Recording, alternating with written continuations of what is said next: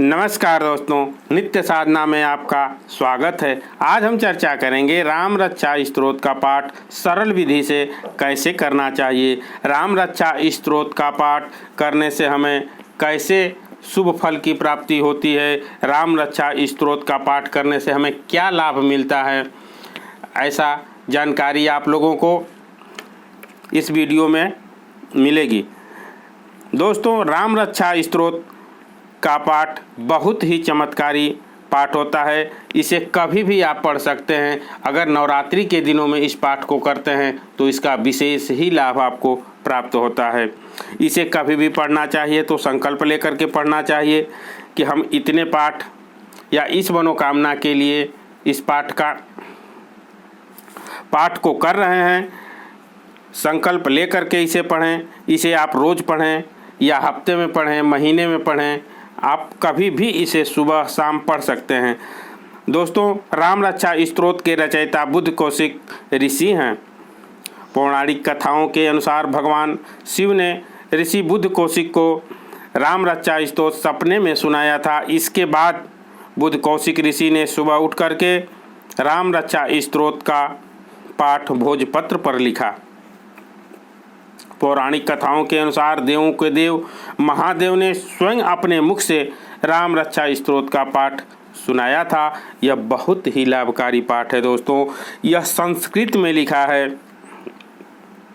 यह किसी भी प्रकार की बीमारी, आपदा या दुष्परिणामों को रोकने के लिए किया जाता है। आप किसी भी बड़ी से बड़ी बीमारी में अगर आप फंस गए हैं या कोई भी आपदा है, किसी भी दुष्परिणाम आने वाला है, कोर्ट कचहरी का झंझट है, ऐसे में आपको राम स्तोत्र का पाठ जरूर करना चाहिए। दोस्तों, सभी प्रकार के किसी प्रकार के आपके ऊपर संकट है तो आप इस पाठ को कर सकते हैं। नवरात्रि में राम रक्षा स्तोत्र का पाठ करना बहुत ही लाभकारी होता है। दोस्तों, शास्त्र के अनुसार हिंदू धर्म में सुबह शाम दोनों समय भगवान की आराधना करनी चाहिए। आप कभी भी इस पाठ को पढ़ सकते हैं। इस पाठ में हनुमान जी भी प्रसन्न होते हैं और भक्त की रक्षा करते हैं।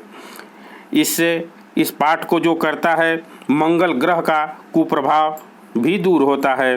दोस्तों, इस पाठ में भगवान राम के भिन्न भिन्न रूपों में स्मरण करते हुए अपने शरीर की रक्षा हेतु विनती की गई है। दोस्तों, यह पाठ मुख्य रूप से बीमारियों में बहुत ही लाभप्रद है।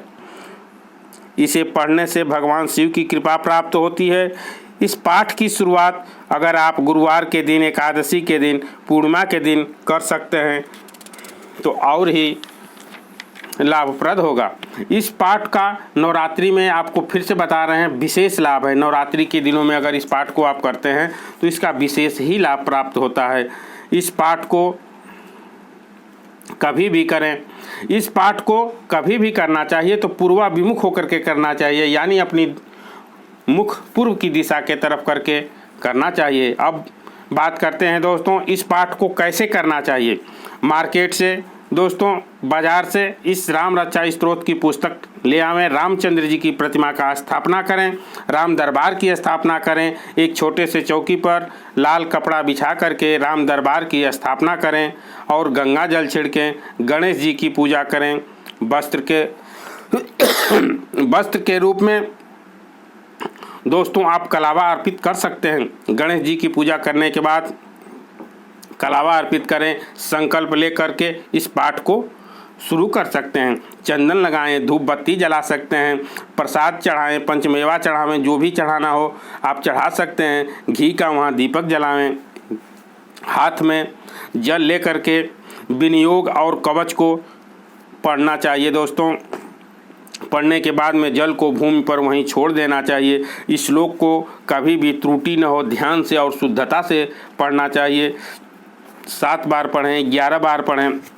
संकल्प लेकर के उतनी बार इस पाठ को करना चाहिए। और जब भी पाठ करें तो पाठ के अंत में क्षमा याचना जरूर करनी चाहिए। ऐसे इस पाठ को आप कर सकते हैं। दोस्तों, यह पाठ बहुत ही लाभकारी है। दोस्तों, ये थी कुछ जानकारी। मिलते हैं कुछ ऐसी ही ज्ञानवर्धक वीडियो के साथ। धन्यवाद।